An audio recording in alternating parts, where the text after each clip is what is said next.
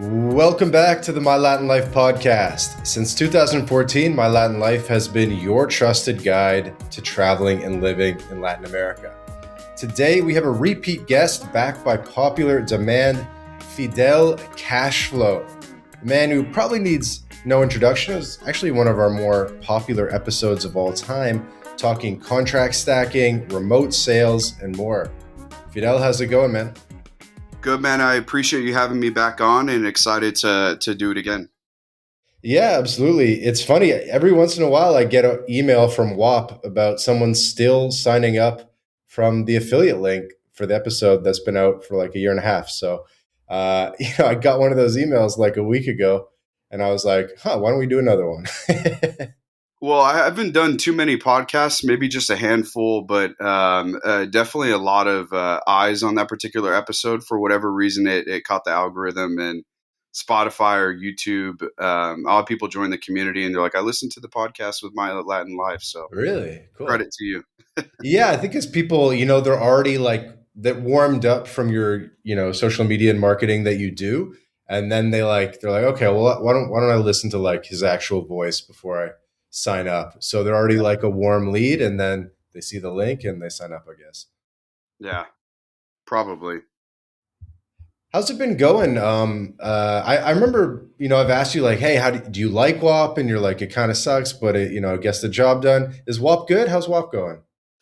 Yeah, WAP, it's been a pretty solid platform. No issues thus far. Transition from Stripe, like most business owners, came across an experience with accounts being banned, and I just kind of threw my hands up in the air, and I'm like, I'm going to join the trend, just join WAP, give it an opportunity, give it a try.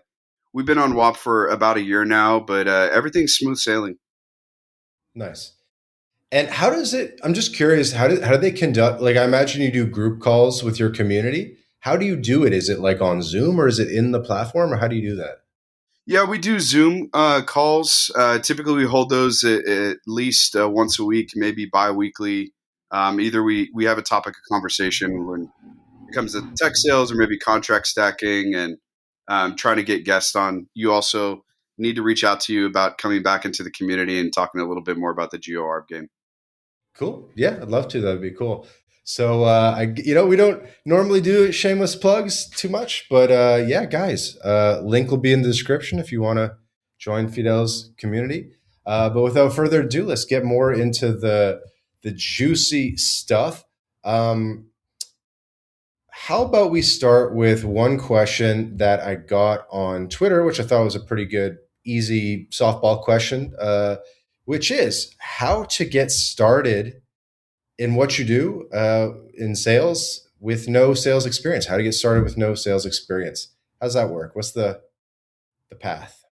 Yeah, before I answer that question directly, just going to give a little bit of a context and a background of Fidel Cashflow, the community Sure. that we've created. So, the Desperado Sales Group, it's a tech sales community for the corporate path. Think of the traditional 9 to 5, your appointment setter role, business development, or account executive role. That's a large portion of our community. And we also represent a small niche community inside of the Desperado Sales Group for SDR contract stackers. This is where the remote income and kind of the folks that are living overseas and earning US dollars, where that falls into a category. But to answer that question directly, how do you get started without sales experience? This is probably one of the most common questions, and I will address it like this. When it comes to tech sales in general, whether you are sourcing independent contractor roles, SDR contract stacking, or the corporate path, both are available to you and both have entry and access points. For whatever reason, people seem to sort of put the tech sales industry on a pedestal, like it's this sort of fancy title and industry.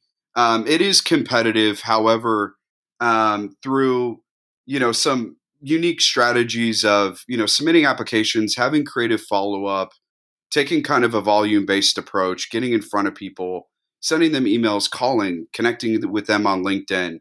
Through pure effort, you can create opportunity for yourself.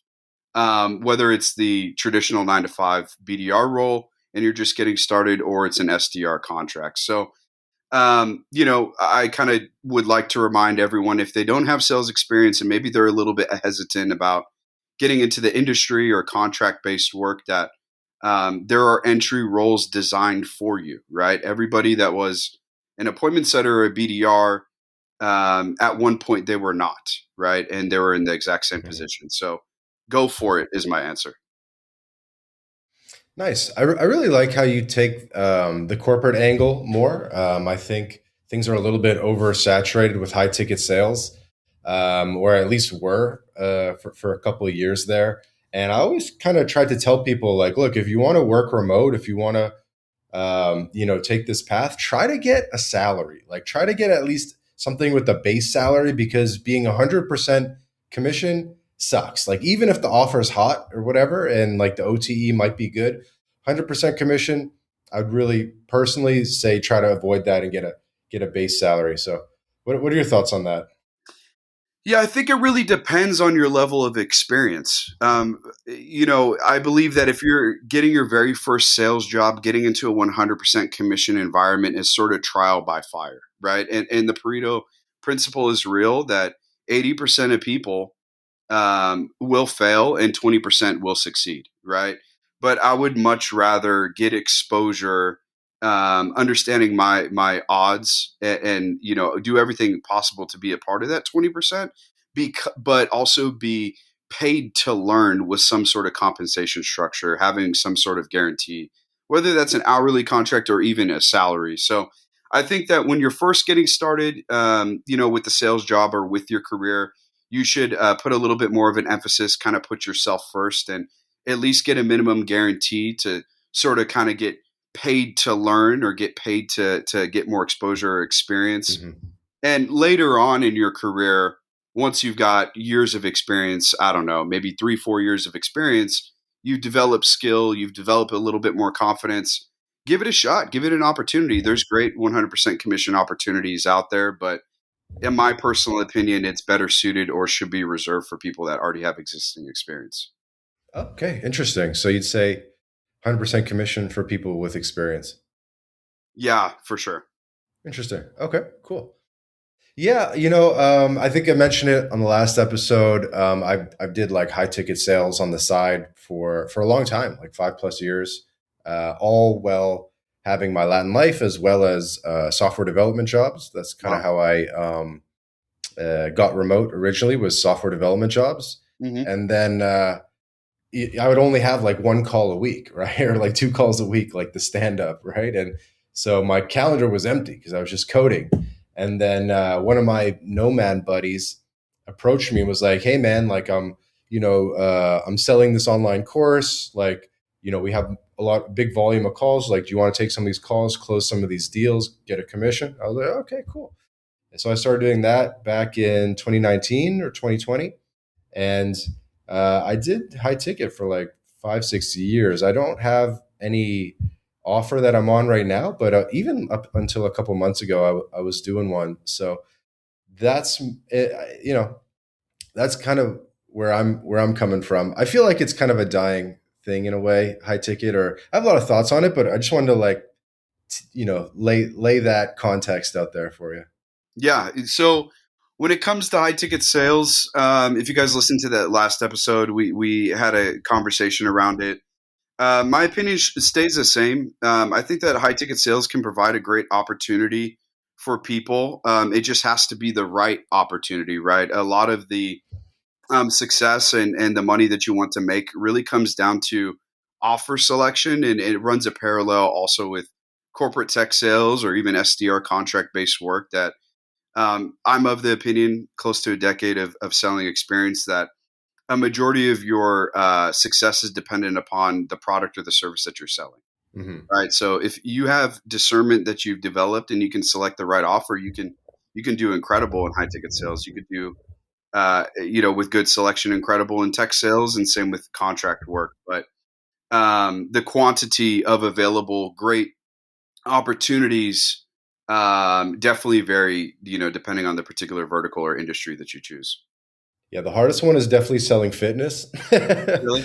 Yeah. uh, like like some online like fitness course to lose weight or whatever. Those are the hardest. I never did one of those. I always did other stuff, but no, I'm very fascinated by the more corporate side of things. Mhm. I have a probably misconception about how there's kind of like I feel like there's venture backed companies, and I'm not sure if you tell people in your community, hey, go see what companies just raised 50 million bucks, and they got to go hire a bunch of salespeople.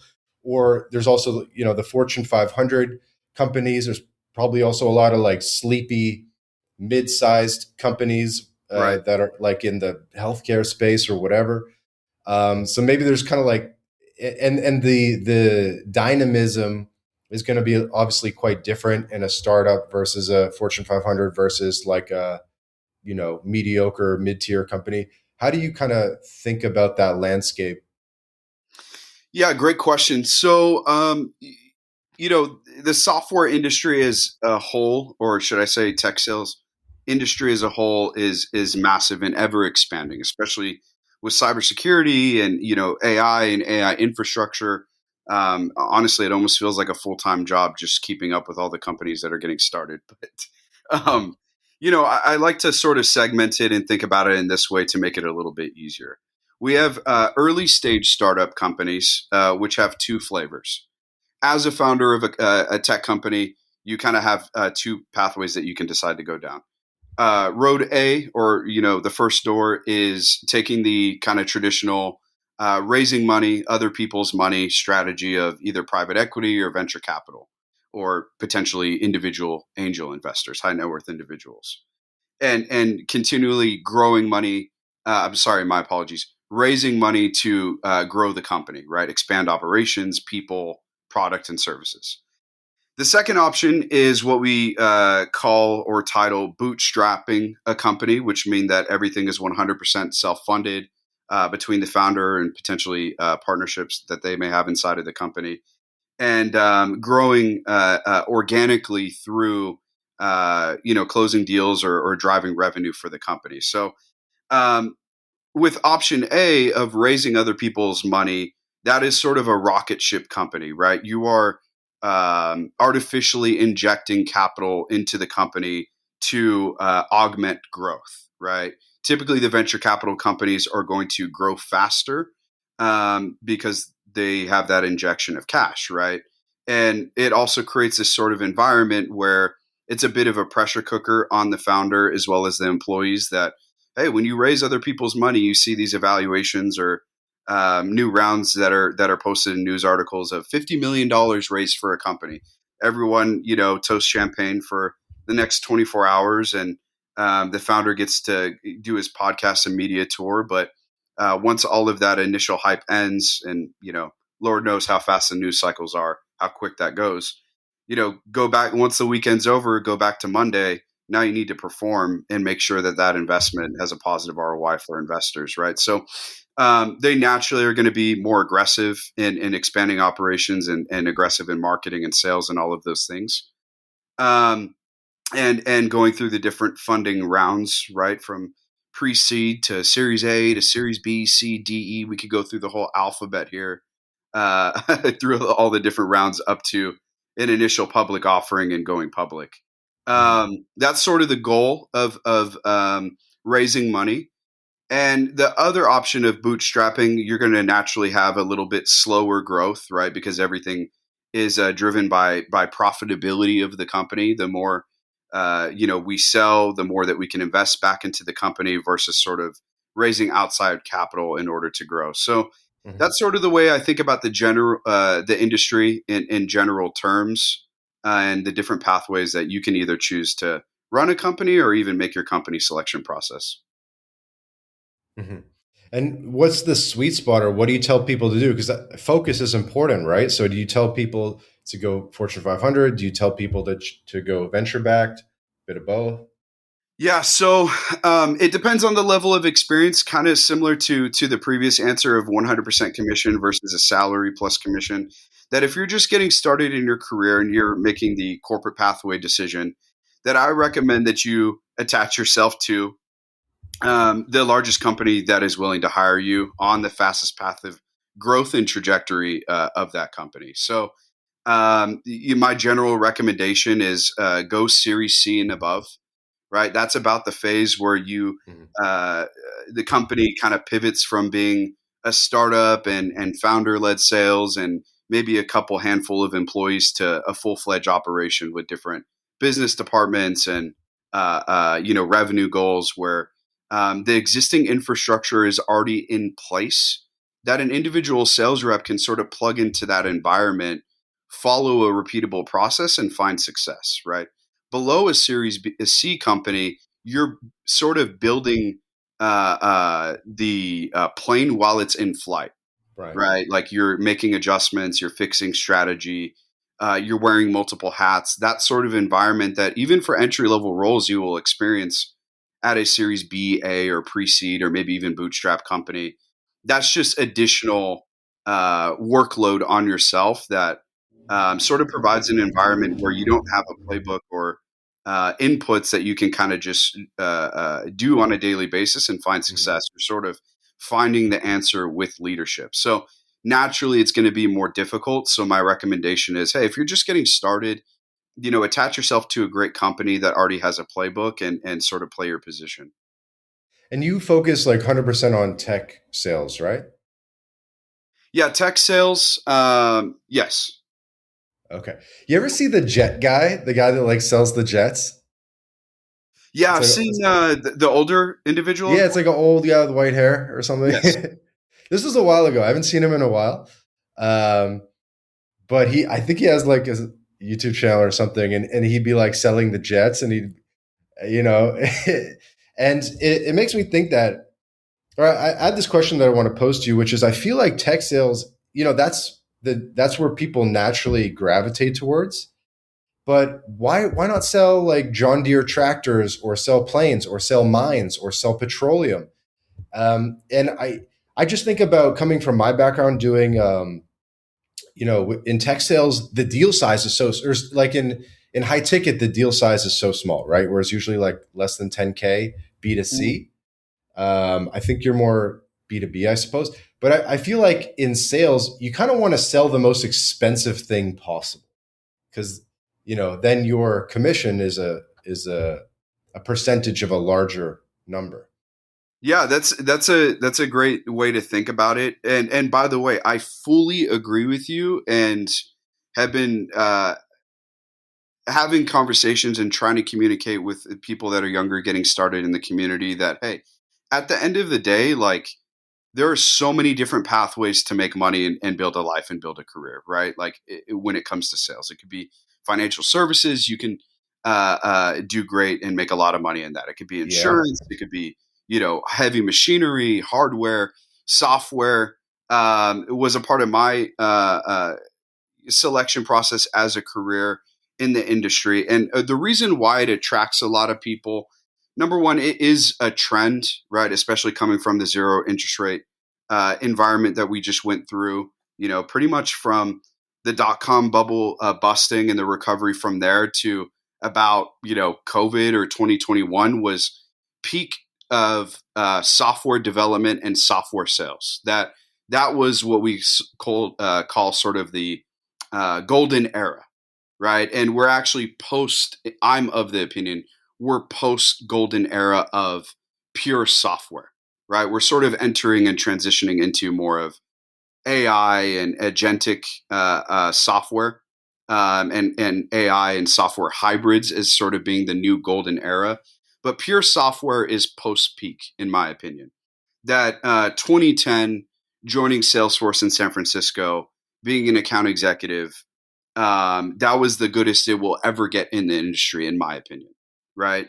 Um, so yeah, I mean, you don't have to necessarily pick software. So a lot of people are sort of late to the trend, and they see the hype and the excitement. That was sort of a an aroma from the past decade of the software seller joining peak Salesforce in 2016 and making 1.2 on a W2 and posting it on LinkedIn. Those times did exist, back then, but in 2026 going into 2027, that era is sort of over, and we're moving into more of the Anthropics of the world, the open AIs of the world, that this sort of a golden era now. If Mhm. you would want to be a top performer in the market and, make six figures or make, a great money, that you have to sort of adjust and select and ride that wave now. So I say all that to say that software isn't for everyone. That a lot of people joined the industry the past couple of years because they saw everyone how much money they made basically the past decade. It was good times. But a part of the reason, secondarily, because of that, the price tag on software may not reflect how expensive it is selling a yacht or a plane, or even being a real estate agent and selling a $1 million home. But the margins are much bigger in software, right? Software represents probably one of the highest margin industries in the market, Right. right? As kind of reflected by the equities market and the stock market. All of the top performing companies are software, right? The reason being is that, especially during the ZERP era, we're talking about north of 50% margins on Right. software as a service. So because the margins are bigger on the product or the service that you sell, you can have a lower price tag, but your commissions will reflect more compared to if you were selling, manufacturing or whatever heavy machinery. You may sell $1 million product, but your commission structure is going to be much lower because the margin on the profit is lower. Mhm. Yeah, that definitely makes sense regarding regarding the margin. So I guess I would love to hear some examples. You mentioned offline that you had some good ones, or do you think it would be helpful to go through like a day to day so that people know kind of like what they're going into? Like, hey, you're going to be, I don't know, scraping emails from websites and then messaging people and trying to get them on a call or whatever. Like, what do you think would be helpful to paint the picture for people? Yeah, to paint a picture for people, yes. So there is variance from company to company and leadership, but as a general, guys, don't kill me in the comments here. Uh, but painting a broad stroke here for people, let's just talk about the entry level SDR/BDR role, the appointment setter role. Right, these are typically fresh college grads, younger 20s, their very first, gosh, even professional job. Again, these people don't have sales experience to get this job. You don't need sales experience to get this job. And for a lot of companies now, we've become very liberal with institutional breakdown and credentials, that they'll even hire you at some companies without a degree. But with all that being said, typical day to day is you most likely at, again, corporate company, larger infrastructure. My recommendation of a Series C and above, all the way to a public company. You have some sort of stand up or one on one with management and your team, maybe 10 to 60 minutes, from 9 o'clock. They kind of give you a game plan or a review of what performance looks like. You would go into either some sort of calling environment, like a team blitz or an individual call block from, about 10 a.m. to lunchtime. You have a 1 hour lunch break. Once you come back, you continue any sort of follow ups and account management and close out your day once that administration is done for about, let's say 1 to 2 p.m. You would call again from 2 to 4 o'clock or 5 p.m. So in the SDR role, everything is about outbound prospecting. It's about picking up the phones and setting qualified appointments. And that's kind of what the day to day looks like. It's a lot of talk time on the phone, and it's a lot of activity. Hmm. Keep going. Keep going into more detail here.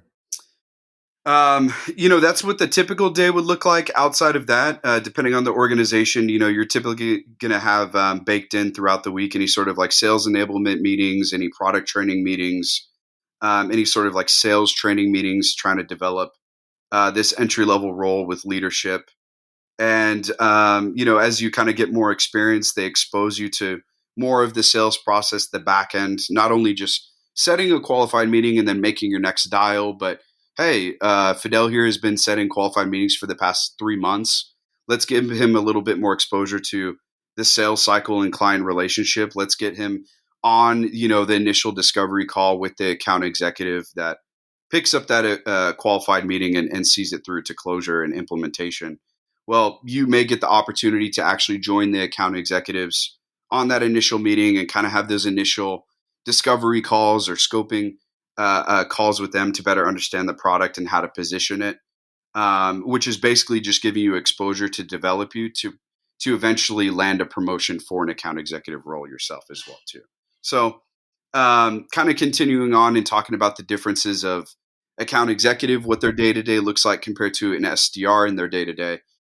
Account executive changes things significantly because now not only are you building qualified pipeline, whether that's inbound or outbound, you are also managing active deals that are in flight, right? So the typical account executive, again, guys, general kind of broad strokes for people, variance depending on price of the product you sell and the type of product you sell. But generally speaking, the account executive has SDR, BDR support that doesn't necessarily report to them, but provides lead flow and those qualified appointments. So you're going to be managing your SDRs and BDRs to some level, just like how you will have an account executive manager. You will meet with your SDRs and BDRs on a weekly basis, kind of giving them a game plan, taking a look at your best accounts, coming up with strategy on sending emails or LinkedIn messages or calls, kind of also mentoring them to become an account executive, plus also doing your own outbound outreach on a daily basis, trying to set your own qualified pipeline, making calls. And last but not least, managing those deals, right? Whether it's an appointment set by your BDR that's supporting you, or you set the appointment yourself, you're running discovery calls, you're doing demo presentations, business case reviews, ROI analysis, contracts execution, and the initial sort of kickoff and implementation with the product team. So the account executive typically sees things from front to back, all the way to implementation, and for some companies, even a client account management too on closed deals. The BDR is reserved for that initial sales development, pipeline development. Cool. Thank you for outlining that a bit. And this has been around for a long time, right? You know, like famously, Oracle is kind of famous. I was just listening to the All In podcast, I think, and they were joking about the Oracle. It's like the cute Oracle sales girl or something. Right. And they have like tens of thousands of sales professionals. You know, there's companies like this, Salesforce and others, and like software sales has been around a long time. How is it changing now with AI and maybe some of the new tools and platforms that are coming up? Yeah, great question. So we've seen a hard pivot here really in the last 6 to 8 months, really since Q4 2025 and the craze around Claude and OpenClaw and Cursor. It significantly changed the industry and the way executives are thinking about how to lead the industry into the next era. Um, so as far as the impact for the individual sales rep, right, whether you're BDR, account executive, maybe even management as well too, this is coupled with the same time and kind of macro trend that we're seeing with the industry, right? The in the equities market or the stock market, a lot of the pure SaaS companies got crushed, right? They've been getting crushed since Q4.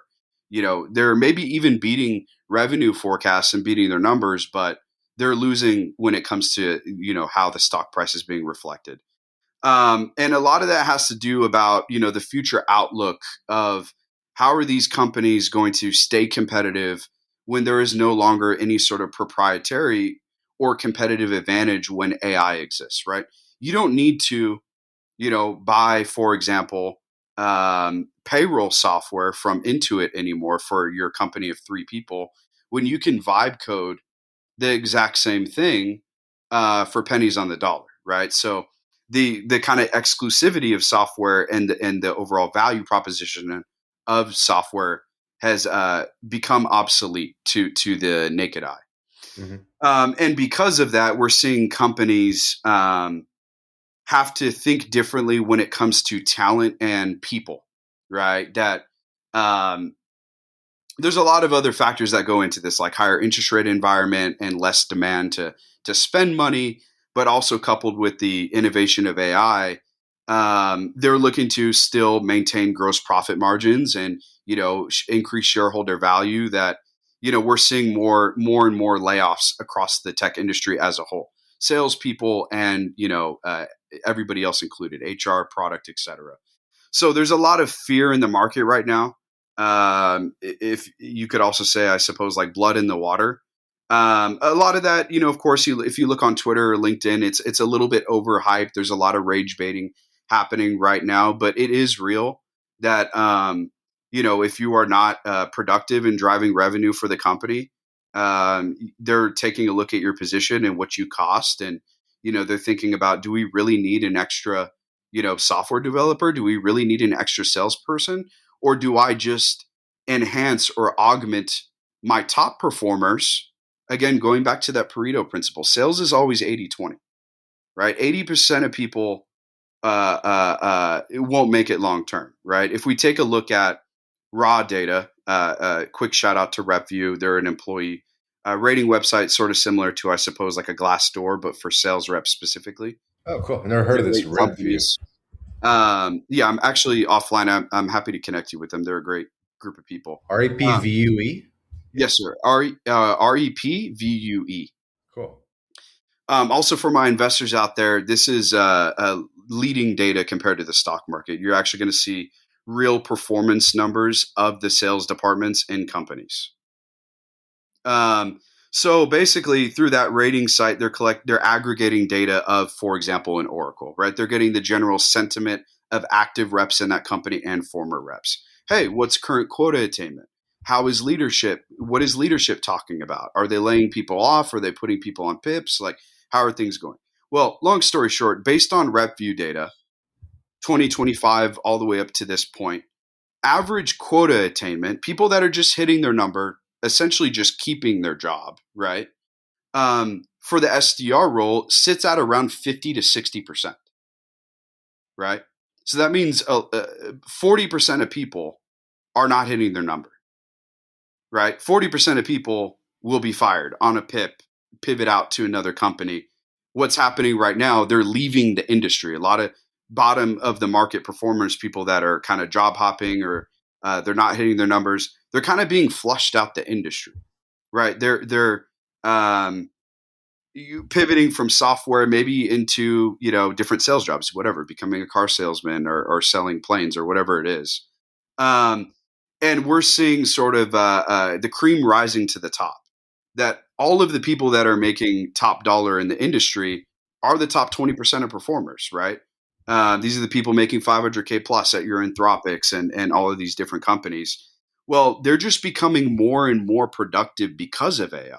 So it's the performance and all the money is being concentrated to where now we're in a sort of an environment of have and have nots, where the top, whatever enterprise seller that's 200% of his number, he's given expanded opportunity, territory, leads, a responsibility, and quota, and he's being compensated for maybe 2 or 3 individual sales reps compared to hiring 2 mediocre guys and having 1 productive employee. So that's sort of the major shift that we're seeing in the industry. And my outlook and forecast is, all of the money is going to flow to the top of the pyramid, and AI is just going to augment and concentrate that to the top, sellers in the industry. I know that was very long-winded, but hopefully that connected. Yeah, no, definitely makes sense. And I guess there's always going to be a role for salesmen, because these ticket prices for the enterprise are so big that there needs to be humans involved. It's not just a buy now button, so there's kind of always going to be sales reps involved. Yeah, I think that general statement is true for now. Now, I don't have a crystal ball. If I did, I probably would be, lamping on a beach right now. But, I think for now, till about, I feel confident, 2030, that talent replacement or job replacement in totality by artificial intelligence, we're not at that stage now. Now, from 2030 to 2040, I don't know what that looks like. It moves so quickly that we may be in a situation where the BDR role is replaced entirely, or even the account executive role is replaced entirely. I'm not sure. But for now, till at least 2030, we're seeing hybrid augmentation situations. And again, just less talent overall and less performance overall and it being consolidated at the top. Now, to Mhm. your point of enterprise, that's 100% correct. That the more complex the product, the more relationship building that is required, the more nurturing of the relationship is required, and the human element is required. Now, for what we call point solutions or sort of a la carte solutions, think of, I'll bring back the sort of Intuit QuickBooks example because most people are familiar with it. Kind of crazy. 1 in 4 Americans have QuickBooks. But, anyways, Mhm. um, where it's a $99 subscription for your accounting software to run your small business. Now, a couple of years ago, I don't know the exact situation today, that if you were to call 1-800 Intuit to buy that $49 subscription, and maybe you just had some questions about, hey, does this actually work for my particular industry when it comes to my books? A salesperson will answer your questions and collect your credit card information and close you over the phone. Kind of like high ticket, right? um, that job is in significant uh, trouble. Mhm. That particular sales rep is in significant trouble. That they will be replaced by some sort of voice agent that would be able to answer your commonly held questions, Mhm. close the deal, and process the payment. Right? We're in that situation today that innovative companies are beginning to replace sort of the lower tier transactional sales environments. Mhm. Yeah, definitely makes sense. Random question. How do you, well, there's a couple of things I want to ask. You mentioned the beach, so we have to talk Yeah. remote versus in person. Yeah. What's that looking like in 2026 and beyond? Yeah. Um, a lot I can work with here. So let's kind of isolate the two pathways that we cover as far as Fidel topics and the Desperado Sales Group, the community, right? Corporate first. So the corporate pathway, we're still seeing a steady decline of remote first companies and opportunities. It's by far and large a majority of entry level sales roles for sure, and even more those executive and tenured roles are being forced back into the office. All of the sales job listings are in office opportunities. Mhm. Excuse me. Um, that is kind of the status quo. We're going back to the pre-COVID environment of in-office, fostering collaboration and kind of HR talk track of best practices. Now, does that actually exist in an office? I would argue not. But with that being said, that's kind of the majority push, and we're trending towards more normalcy pre-COVID. Now, again, there still is unique opportunities if you know how to search for remote first opportunities when it comes to the corporate pathway or a W-2 or a 9 to 5, whatever you want to say. Um, a lot of the remote sales job opportunities in the corporate space are going to be those sort of early stage startup companies, kind of that cutoff again. I'm going to bring back Series C and below, right? Bootstrap companies, pre seed, Series A, Series B. They have more of an inclination for hiring remotely for the sales role and really just all roles. Mhm.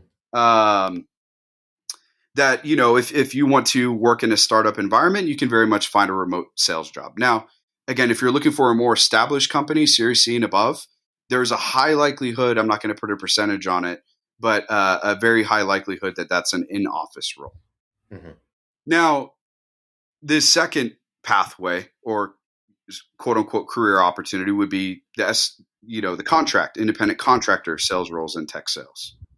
um, those are all it's sort of flipped. A majority of independent contractor roles are remote first opportunities, and in Mm. the minority are in office independent contractor roles. Right. I think a lot of that has to do with just the formal employee engagement and relationship that, Yeah. as an independent contractor, there's less liability, risk, and responsibility. They're not an employee. They're Mhm. sort of a vendor, kind of like an agency that's hired to execute on a particular task. There's less training and development. There's less hand holding. There's less, again, development, right? There's not going to be as much, culture, politics, training, and support, right? So, a lot of those independent contractors opportunities also do represent the size of companies that I described, right? You're not going to likely come across a Fortune 500 company that has a independent contractor BDR. They're going to be W-2. The reason behind that, I know, I won't stop my flow here, but the reason behind that is that, purely just competitive in the talent market, right? That attraction to take a job opportunity is rooted in, yes, the compensation, number one, for most people. But number two, three, four, five is also what the overall offer and benefits package looks like. So health insurance, 401k, gosh, pet insurance, right? Paid vacation, paid sick time, maternity leave. A lot of these incentives are offered to employees to attract them to join, Oracle over a Microsoft, right? What does the benefits package look like? Company to company, let's keep product to product the same, the territory is the same, the opportunity the same. Why would I choose flavor A versus flavor B? A lot of that boils down to at least the mindset of executives in the HR departments of what the benefits package looks like. So that's offered to be competitive with the most popular companies that everyone wants to join, right? Again, no matter the size, Series C, D, E, F, pre-IPO, public, they differentiate themselves with the total offer of the package. Now, with these smaller companies, they can't compete with the top talent in the market, right? Because naturally, we can all agree if you pick up the phone and you're setting an appointment, you say, hey, this is Fidel from Oracle.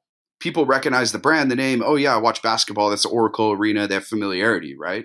It's easier to have conversations and sell. You have credibility versus maybe an unknown startup, a Series A company. Hey, this is Fidel with Cashflow Enterprise. They're going to say, Cashflow what? Right? It's going to be a little bit more friction, more difficult to maybe set that appointment. So, they can't compete from a pure cost perspective, right? It's really expensive to hire employees. Sam Merrick, a shout out to Sam. He's on Twitter. He's a veteran recruiter for the tech sales industry. He came up with a little bit of anecdotal data from his experience in hiring and placing thousands of sales reps that average cost of ownership for an employer to hire an SDR. This is 2024 data, by the way, not adjusted for inflation the past 24 months.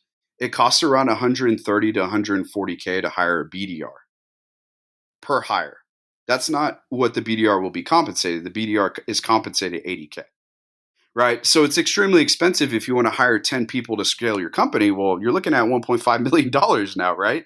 But if you're a Series A company, you guys have only raised, $500,000 and your revenue is only 200K. It's My Latin Life and Fidel. We have this agent we want to sell to the marketplace. Well, we can't afford to hire SDRs because they cost 130 per head. And by the way, going back to RepView, quota attainment is 52%. So I know one out of every two guys is not going to be productive. They're not going to hit their number, and it's a pure negative line item for my business, right? So what are these early stage companies forced to do? Well, they can't compete with or sort of eat the cost of bad hiring and performance in the market right now. So they're forced into the independent contractor market. I can't afford to offer you guys 401k and benefits and all this other stuff, but I can offer you just raw compensation of 75K OTE or 90K OTE. I can offer you a salary, maybe a guarantee of 50 or 60K, but I can't offer you all of, everything else under the sun.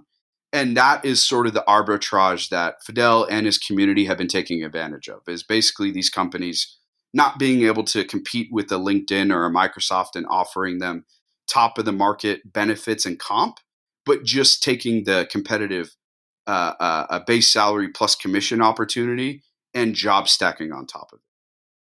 I know, though, again, another long-winded answer. Hopefully it was No, it's good. Lots of, I was actually talking to the job stacking guy recently, and I was like, what's working right now for getting jobs? Is it still LinkedIn or is it like on other platforms? And he's like, dude, it's still 100% LinkedIn.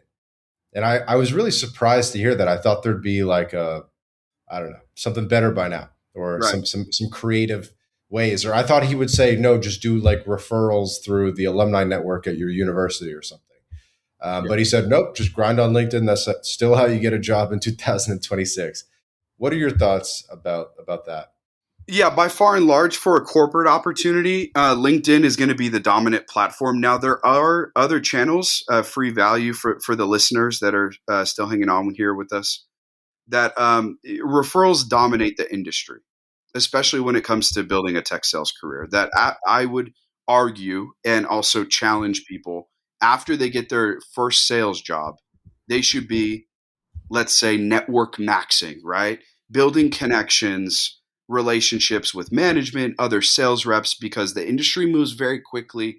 We're seeing average tenure is getting shorter and shorter, right? This is not our, I say this all the time, this is not our father's economy. You join IBM and you stay with IBM for 25 years. This is an environment of you've been working at Oracle for 2.5 years. You have good numbers. Anthropic or OpenAI poaches you, offers you a more attractive compensation structure. You join OpenAI for 2 years, have a golden run, and then jump to, Anthropic 2 years later, and you sort of ride these trends. That's what we're seeing in the marketplace right now, when it comes to top talent, right? But how are they getting all these opportunities and selling at the fastest growing companies where it's an easier environment to sell? Being real with people. Is purely through network, right? Living in San Francisco, having a colleague and a friend that works at Anthropic that offers an introduction backdoor before there's even a job listing, placing you in that role before they even post it on LinkedIn. That happens by far and large, especially as you promote to account executive and go up market to enterprise, that everything is under the table, right? A majority of the best opportunities you are not going to see online, right? They're offered to people on relationships, handshake deals, offline. So if you want to compete at the highest level and sell for the fastest growing companies and make the most amount of money possible, you need to network, right? And this is sort of a Trojan horse approach as well too. That from anecdotal experience and working with 2,500 people in the community, this is a sort of way that we get people into the industry with that lack experience or even a degree or even have a criminal background. That if you are an employee referral, a management referral, or leadership referral, you would get immediate priority in the stack of applications. If you look on LinkedIn and you see that there's 500 applicants for a BDR role, you submit your application, ATS system looks at it, it's not the perfect resume, they get an auto reject a week later. That's status quo in the industry. People do that for a couple of weeks, they give up, tech sales is not for me. Fail, right? Another strategy would be you submit the application, you follow up on the application with active reps at the company, leadership at the company, to bubble up your resume so that they actually manually look at it. Hey, this guy looks like a solid profile, a person we want to work with. Step one. Step two is you actually set up appointments or phone calls, meetings with active reps at the company under the guise of, hey, I just am doing my due diligence. I was applying for the BDR role in Austin. Saw you are currently working with that team. Do you have 7 minutes on Tuesday to kind of give me the lay of the land, right? Hop on a call with them, qualify the company. Does the RepView score look good? Does the Glassdoor look good? What is Reddit saying about this team? Let me qualify the opportunity. Do that with the rep on the team. And before you leave that call, you ask for the referral, right? Hey, I appreciate you spending some time with me Tuesday afternoon. Would you be open to the idea as me putting your name down on the application to give you credit? Now, it's a tit for tat approach to the benefit of the active rep at the team, because a lot of companies have referral programs that exist for employees, right? This is typically at larger companies, again, generally speaking. But Microsoft, for example, will have a referral program for active employees. They will tell their employees, hey, we have a $2,500 incentive program. If you can basically source anyone, put them through an interview process, and they actually get hired for the company, we'll send you a check for $2,500. We'll send you a check for $1,500. We'll send you a check for $2,000. So taking advantage of those employee referral programs, Hmm. it's a benefit to that person to actually take the call with you, Yeah. and you get that referral It's a good number. mental unlock to realize, like, look, they're getting a referral fee out of it. They want to help you. Yeah, they want to help you, but it gives you priority from HR's perspective. That if Definitely, you, 100%, yeah, 100%. you have a reference number, it's sort of fast pass at Universal. You get to the front of the line. This is true. I imagine you have a hard stop in a couple minutes here. Um, yeah, I'm good to go for the next 15 if you are. 15. Ooh, audience, I hope you're appreciating this. We're going over the 1 hour. Okay, cool. Do it. Okay, so in person, I'm curious about where are kind of the hubs of jobs right now? I'm guessing it's SF, Austin, Scottsdale. Where are the in person jobs right now? Yeah, so the industry is really sort of concentrated still at this point. I broke this down in different tiers, right? Everyone has a debate online of like, what's a tier one city? What's a tier two city? Three. Uh, Here's the tier one, two, and three for tech sales. Tier one is going to be New York, San Francisco. I would argue Austin. Um, those are the primary hubs of where a majority of the companies live at, right? And where majority of the jobs are. Now, with the larger companies, they have other HQs and offices all over the world, right? They may have a second office in San Francisco and Austin. But with that being said, that's primarily tier one where all of the work is going to be. Tier two are the sort of these tertiary markets of Chicago, Dallas. Um, where's another good one? Boston. Seattle has a decent amount of opportunity there. We're seeing a lot of movement. This is maybe tier two or tier three. Utah, um, um, Florida, sort of not necessarily Miami. That's a little bit more of a small crypto kind of startup environment. But what's it called? Fort Myers. There's some companies out there. Um, that's going to be the primary hubs off of the top of my head. Hmm. So are you of the mind to be like tier one maxing, like bro, just get in the U-Haul and get to SF, or what are your thoughts? It depends on what your goals are, to be honest. Your career goals are really underpinned by your personal goals, right?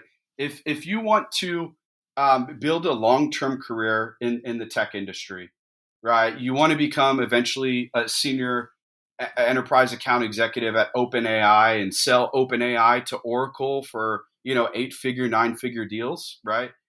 You're going to have to be in New York and San Francisco, right? That is the pulse, the heartbeat, the networking, the connections, the career growth where it's going to come from. Now the trade-off is you're going to be in office maxing, right? You have a higher cost of living. You're going to commute for an hour and a half to get to the Bay Area. Like all of those things are true and should be calculated and adjusted also for the compensation that you're. Now, what I find, and this is not really even based on my personal propaganda and my ideas. I kind of try to reserve those as much as possible when I lead the community. But just based on feedback of working, 2,500 people in 3 years now, that not everybody wants to be that senior account executive. Not everybody wants to be 42 years old and trying to close an 8-figure deal. A lot of people really kind of are looking for best of both worlds. That they're like, hey, I don't really want to live in a tier one city. I don't want to live in a city at all. But a tier two city in the suburbs or maybe a little bit more north, remote, have maybe a little bit of land, right? An hour, 15 minutes north of Chicago or Dallas or Austin, and work for a company, hybrid, maybe 2 days in office. I got to commute. And I want to stay as a mid-market account executive. I want to be maybe an SDR manager and make a solid. It's 12 o'clock. My apologies. Make a solid 250, 300, maybe 400K. That Hmm. is stability for me. And Hmm. building Wi-Fi money, that's what I want. That's by far a majority of people that, not everyone wants to chase the NFL dream of being the enterprise AE that makes 1.5 million or whatever you may see online, right? Like that's the dream that's sold to you. that a lot of people, as they join the industry, they're like, oh, enterprise AE, I want to become an enterprise AE. But there's a lot of pressure that comes with it. It's extremely difficult. A lot of people fail. It's reserved for a minority, handful, maybe hundreds of people that are actually true enterprise AEs. That it's like, that's not for everybody, right? So, where you decide to move and what tier you decide to operate in, it really depends on what your goals are. Yeah, definitely. I'm gonna have to ask you offline about entrepreneurship versus working the job, and at what point to Yeah. give up the job type of stuff. I'll ask you that offline. For I'm not sure what the mix is on people listening to this that are sort of nomads or expats like me, and I'm a U.S. citizen, but I haven't really worked a normal U.S. salary job in like 5+ years.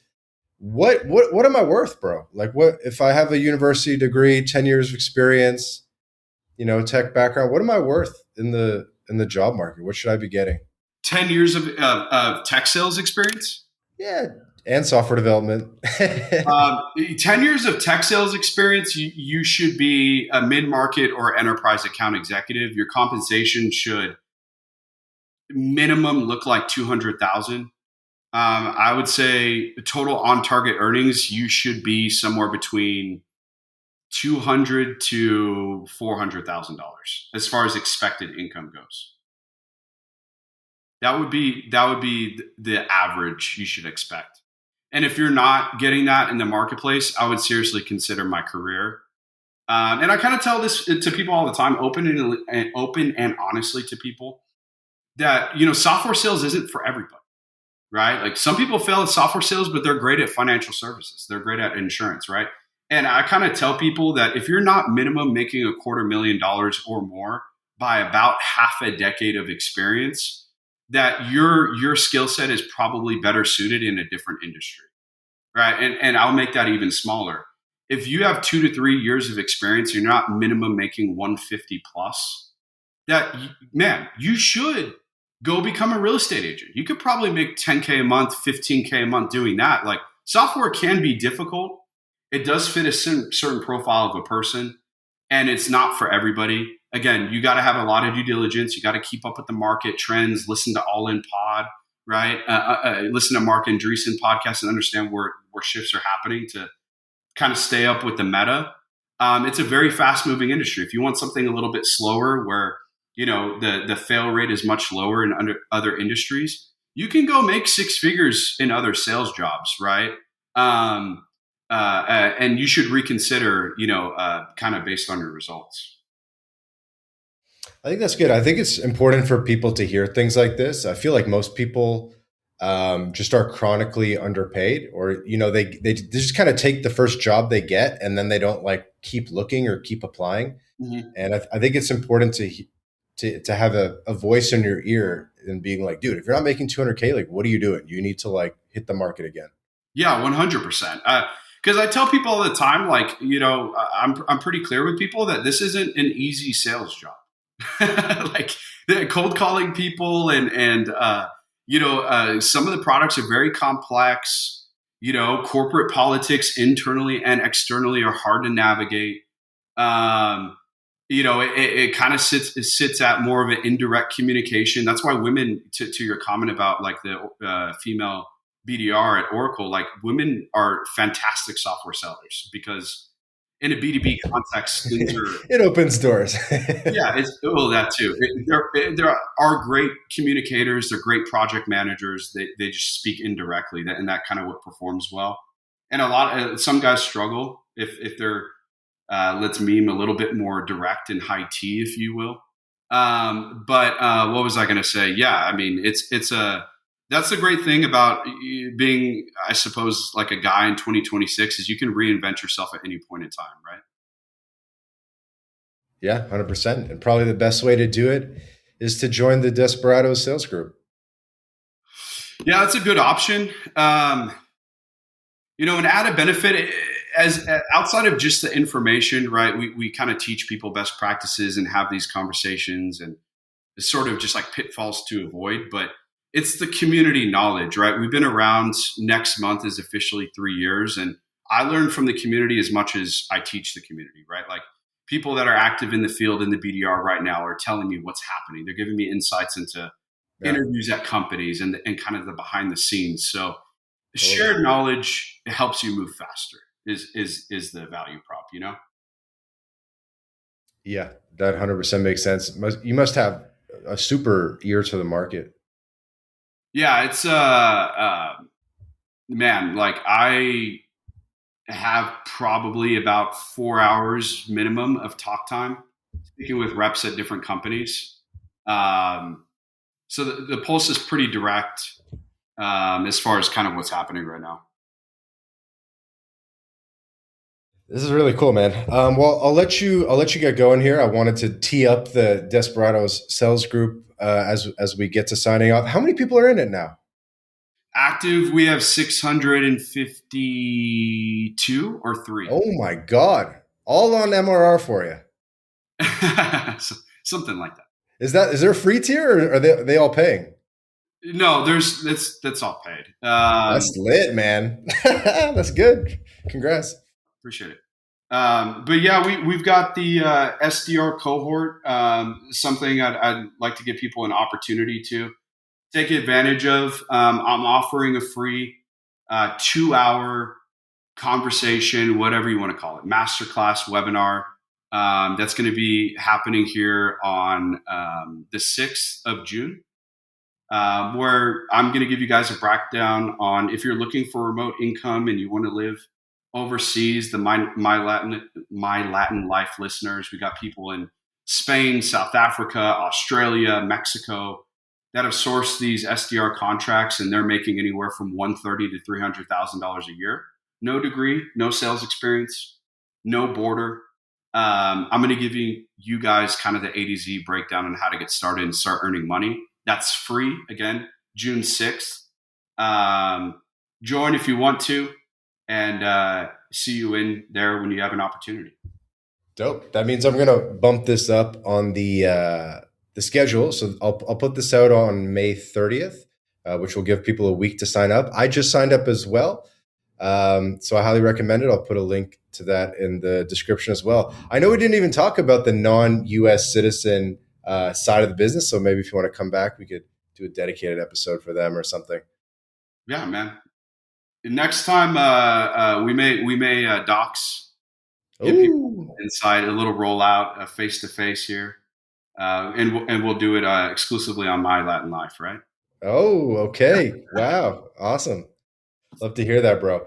Well, yeah, thank you for joining today for the My Latin Life podcast. Again, our guest today, Fidel Cashflow. You can follow him on Twitter. You can join the Desperado Sales Group on WAP. Join the masterclass coming out next week. Anything else you want to mention? No, that's about it, guys. If you have any questions, honestly, I'm an open book. Happy to answer any career questions or advice situations you're going through. Feel free to DM me on Twitter. It's the same ad on Telegram as well too. Fidel, CACHE Flow, and happy to help you as needed. Sweet. Well, this has been another episode of the My Latin Life podcast. Please subscribe to the podcast wherever you're listening to this. Apple Podcasts, Spotify, YouTube, etc. We put out an episode every 5 days, basically 2 episodes a week with amazing guests like Fidel, and you won't want to miss an episode. Ciao for now.